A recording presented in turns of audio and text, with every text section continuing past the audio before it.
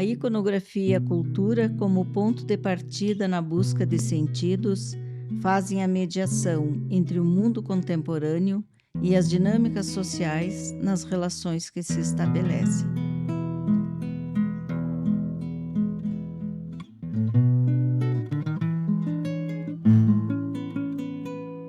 Júlio de Castilhos, de heróicos ancestrais.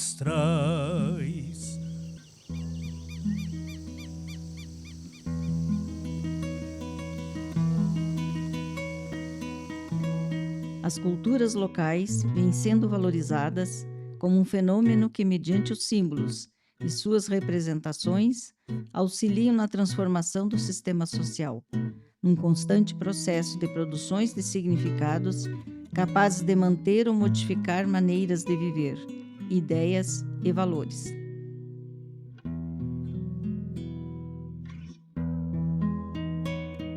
O design como atividade responsável pela criação, inovação e invenção de artefatos que compõem a cultura material, considera em seu processo os símbolos, as informações e os comportamentos da cultura no qual o produto será inserido, fugindo da cultura de mercado massificada.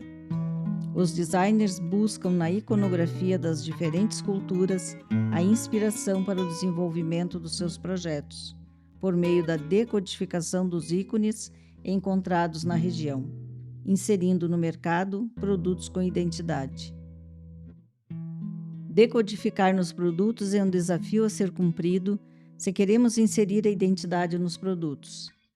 Toda iconografia local é inspiradora para os projetistas, os artistas, os artesãos. Serve à economia criativa e à criação de modo geral. Contribui para o fortalecimento do sentimento de pertencimento, conectando laços com a história na dimensão da sua transição. A cultura se transforma e o território acompanha essas transformações. O projeto Iconografia Castilhense, a partir da nossa gauchidade, tem por objetivo identificar lugares, costumes e símbolos significativos para a história e consolidação do município, a fim de servir de referencial na criação de novos produtos com apelo identitário do lugar. Júlio de Castilhos se localiza na mesorregião central do estado do Rio Grande do Sul, distante 360 quilômetros da capital Porto Alegre. Possui aproximadamente 19 mil habitantes. Tem sua economia baseada no agronegócio.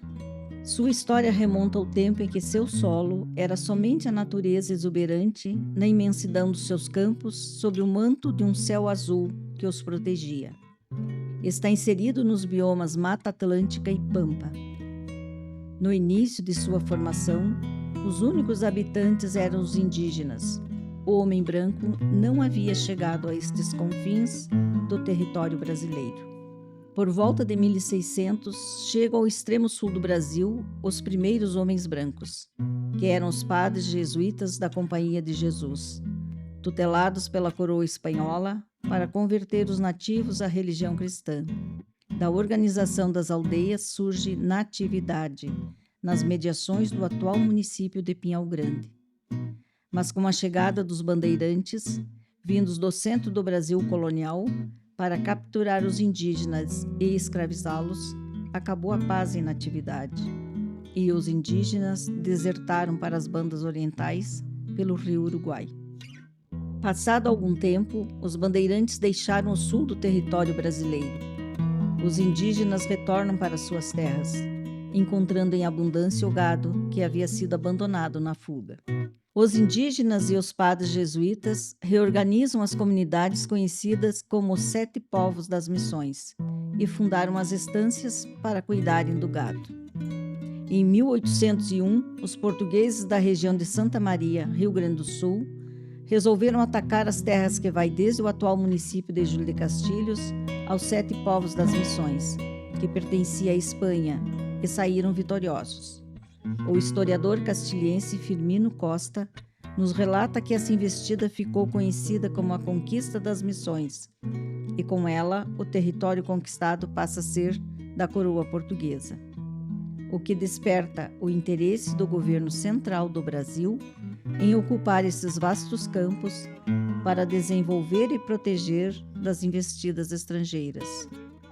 É quando surge as Sesmarias, um lote de terras distribuído ao beneficiário em nome do rei de Portugal, sistema muito utilizado no período colonial brasileiro. Das Sesmarias doadas por incentivo à ocupação do território no extremo sul do Brasil, a Sesmaria doada ao paranaense João Vieira de Alvarenga deu origem à fazenda da Boa Vista. Sua sede era no local que hoje se encontra no centro da cidade. O fazendeiro faleceu nesse local. Teria sido enterrado numa sepultura no terreno que hoje se encontra a Escola Maria Rainha. Transcorridos 20 anos de sua morte, em 1877, seu filho Manuel Vieira de Alvarenga foi o doador de 42 hectares de terras para a organização do povoado que deu origem ao atual município e é considerado seu fundador. O lugar passou no decorrer dos anos por várias denominações.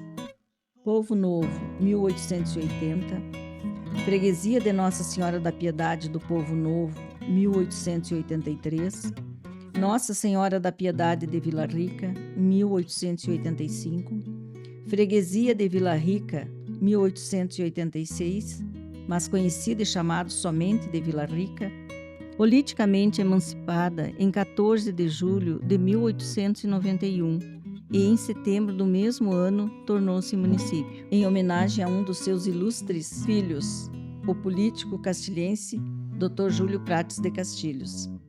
Em 1939, a vila ganha fóruns de cidade. Organizadas as grandes estâncias de gado na província de São Pedro do Rio Grande do Sul, pelos interessados vindos principalmente de São Paulo e do Paraná, a economia do sul do Brasil passou então a uma nova fase. O gado determinou a era do couro, a estrada, o defasar do mistério do Rio Grande desconhecido, o tropeiro, o nascimento das estâncias. Das estâncias castilhenses se destaca a Fazenda da Reserva, onde nasceu Júlio Prates de Castilhos, um renomado político brasileiro que em 21 de março de 1889, nesse lugar, se reuniu com o mais representativo grupo da propaganda republicana, fato que se constitui um dos principais acontecimentos políticos do Estado.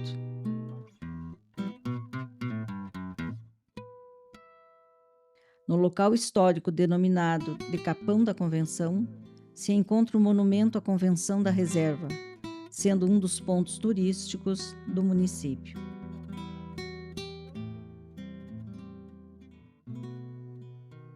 Na Fazenda Bom Retiro, em atividade da pecuária extensiva, torna-se pioneira na criação de gado charolês, mocho, no Brasil e no mundo, quando nasce em 1966 o primeiro terneiro mocho pelo aprimoramento técnico da raça. Revisitando a memória do nosso povo por seus historiadores e da sua gente mais antiga, me atrevo a dizer que a história de Júlio de Castilhos é atravessada pelo campo. Desde os indígenas, a chegada do homem branco com os jesuítas espanhóis, dos bandeirantes, a demarcação e ocupação dos campos pelas Sesmarias, incentivando a pecuária extensiva e a monocultura de subsistência.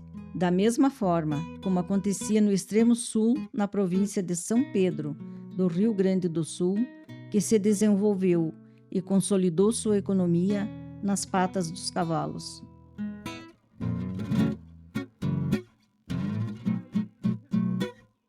Ora tropeando nas lides campeiras das estâncias, ora levando gado para as charqueadas, onde o comércio do charque, do couro e do sebo era realizado.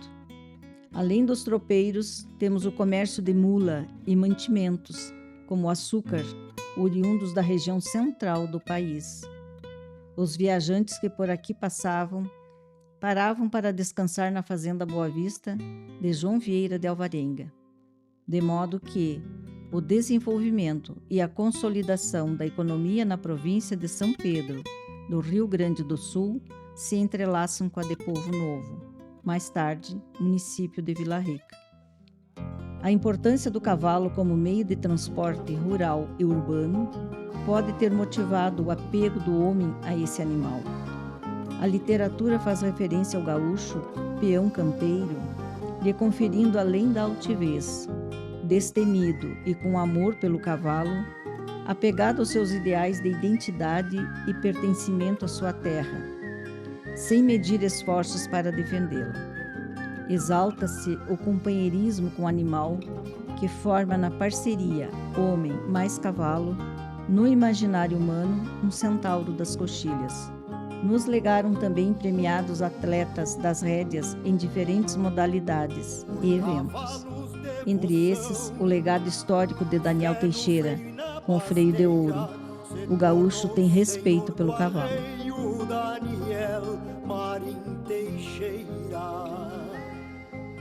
As manifestações da cultura popular no município são uma demonstração do culto às tradições gaúchas, pautadas pelas atividades campeiras, apresentações artísticas por grupos folclóricos nos vários CTGs, escolas e entidades.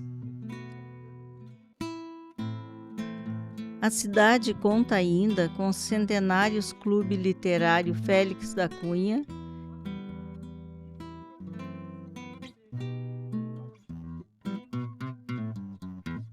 e a Sociedade Cultural Recreativa José do Patrocínio, entre outros.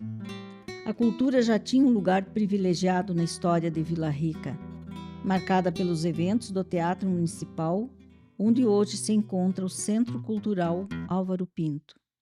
Ainda, no mês de novembro, tem o concurso anual da música nativista, denominado Convenção Nativista. Entre os músicos locais destacam-se Zequinha Silva, Kaique Melo, Guto Gonzalez, D'Artagnan Portela, entre outros.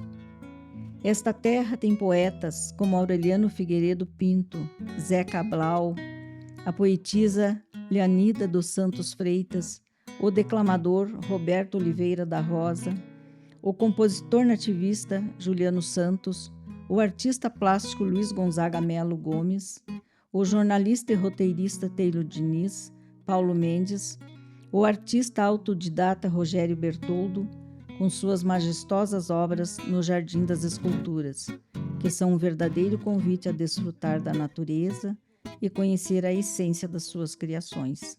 No esporte, Nadima Reis foi um destacado atleta de pesos pesados e arremesso. Fez sua carreira no Clube do Botafogo, no Rio de Janeiro, sendo o único brasileiro a conquistar uma medalha no arremesso de peso masculino na história dos Jogos Pan-Americanos. Sua gente é tranquila e calorosa, quer nas convivências, numa prosa, em eventos ou em encontros casuais. Por sua formação étnica diversa de indígenas, portugueses, africanos, espanhóis, árabes, italianos, alemães, uruguaios, argentinos, peruanos, bolivianos, paraguaios, é também muito criativa. O que se pode observar na arquitetura,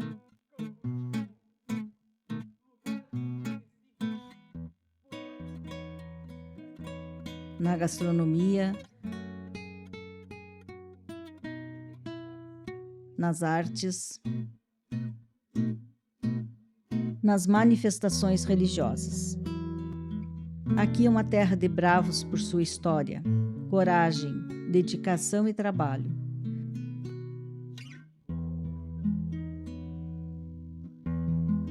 Os vastos campos que outrora foram ocupados pela pecuária, hoje são o agronegócio, com empresários da agricultura associada à tecnologia e com excelentes safras, que servem de referência ao mercado competitivo, nacional e internacional, em especial com a produção de soja.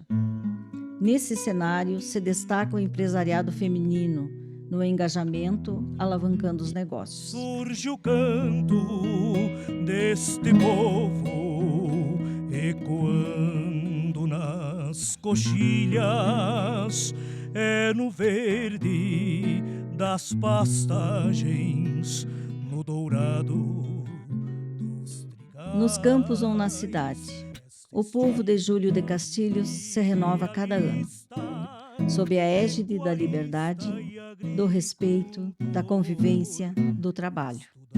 Ressignifica-se as emoções, germinam as sementes. Operário e construtor, alicerçam teu futuro promissor. Afloram as ideias e pulsa mais forte o coração. Decodificar suas formas e história é um ato de amor, atenção e zelo, o que exige de nós um olhar atento no presente, para edificarmos o futuro.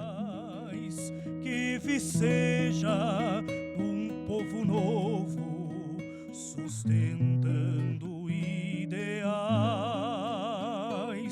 Júlio de Castilhos, de heróicos ancestrais.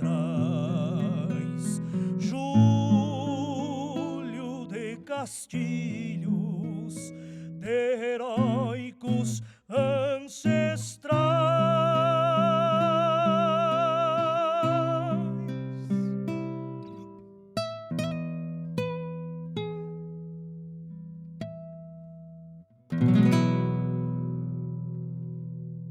Canto de galo noitão,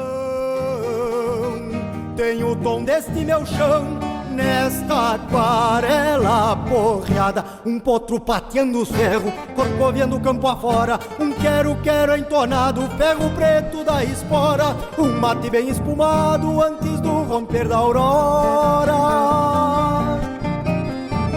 Tenho o gosto desse pago e o topete do amargo, um coxilhão rememora.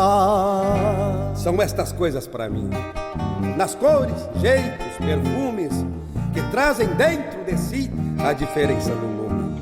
De tudo aquilo que é nosso, por singular se assume, dos vários pendões da pampa, a mais gaúcha estampa, nossa bandeira resume. Dos vários pendões da pampa, a mais gaúcha estampa, nossa bandeira resume.